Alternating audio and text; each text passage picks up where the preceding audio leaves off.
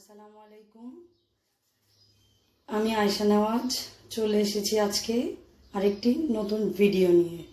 আর আজকে আমি আপনাদেরকে তৈরি করে দেখাবো চিকেন সমুচা।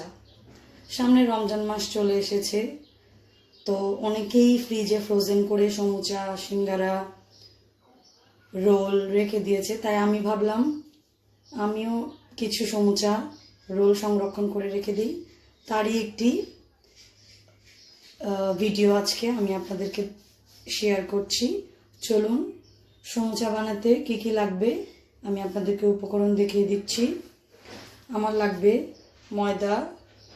আমি এটি সমুচার আঠা করার জন্য নিয়েছি 3 চামচ ময়দা।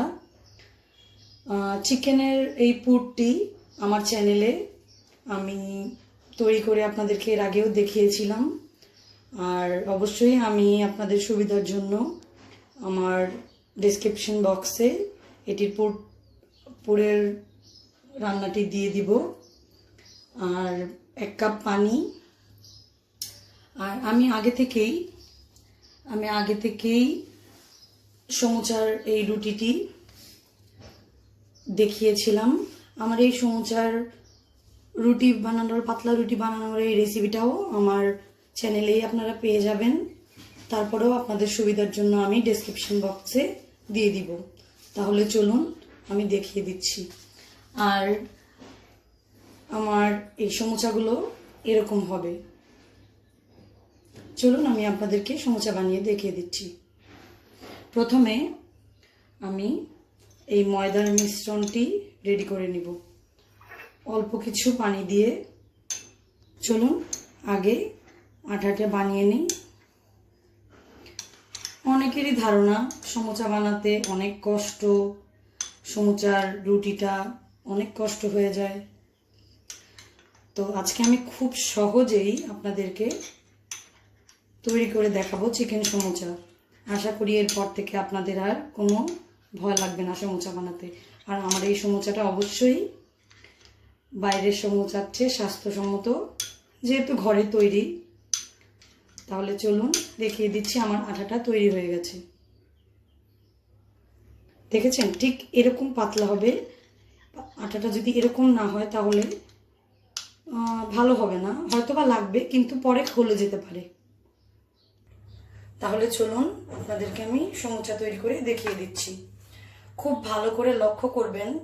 আসলে এই সমুচার ক্ষেত্রে দেখা যায় এই ভাঁজটা যে দেয়া হয় এটি প্রধান। এই ভাঁজটা যদি সুন্দর হয় তাহলে আপনার সমুচাটিও সুন্দর হবে। খুব ভালো করে লক্ষ্য করবেন। আমি প্রথমে এই কর্নারটা নিয়ে এখানে দিয়ে দিব। তারপর আরেকবার এইখানে এমন করে দিব। তো এই ভাঁজটা দেওয়ার আগে আমি যে আটাটা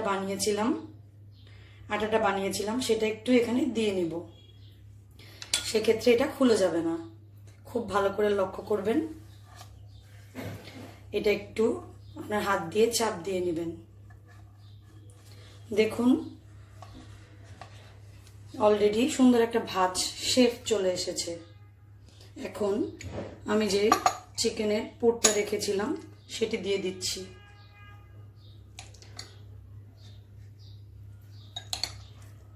সমুচা বানানো খুবই সহজ। এরপর থেকে আপনাদের মনে হয় না কঠিন আর কোনো কিছু মনে হবে। দেখুন খুব ভালো মতো যতটুকু আপনাদের পরিমাণ আপনাদের ভালো লাগে ততটুকু চিকেনের পুর দিয়ে নেবেন। এরপর আমি খুব ভালো করে লক্ষ্য রাখবেন। আর একটা ভাঁজ অথবা 2টা ভাঁজেই আমার সমুচাটি তৈরি হয়ে যাবে। ঠিক এভাবে নিয়ে এই কর্নারটাতে চাপ দিবেন। এরপর আরেকটু আঠা নিয়ে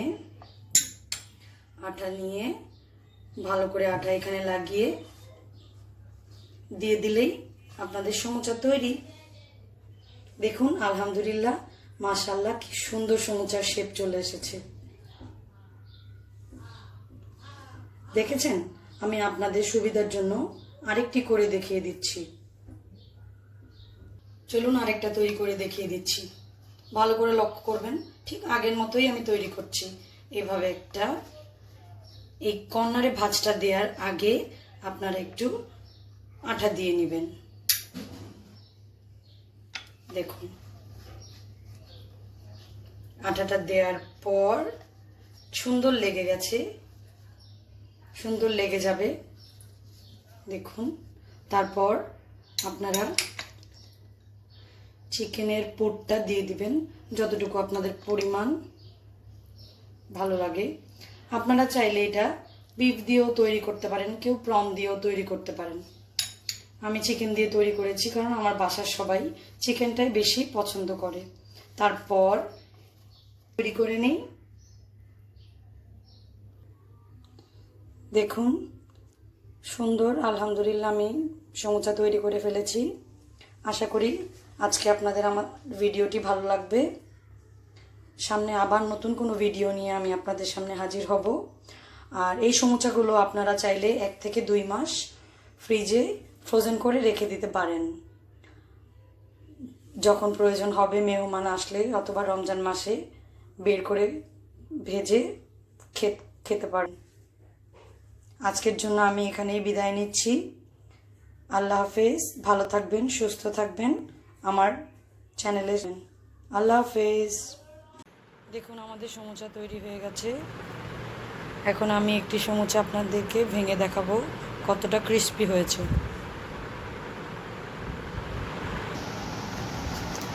দেখুন,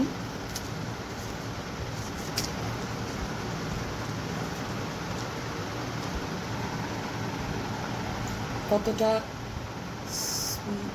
স্মুথ এবং ক্রিস্পি হয়েছে। আমি এই সমুচাটা খাবো আমার এই ঘরে বানানো টমেটো সস দিয়ে। ইনশাল্লাহ এর পরবর্তীতে আমি আপনাদেরকে এই টমেটো সস রেসিপিটি দেখাবো। আজকের মতো এখানেই বিদায় নিচ্ছি। আল্লাহ হাফেজ, ভালো থাকবেন, সুস্থ থাকবেন। আমার চ্যানেলে লাইক শেয়ার দিয়ে সাবস্ক্রাইব করে রাখবেন।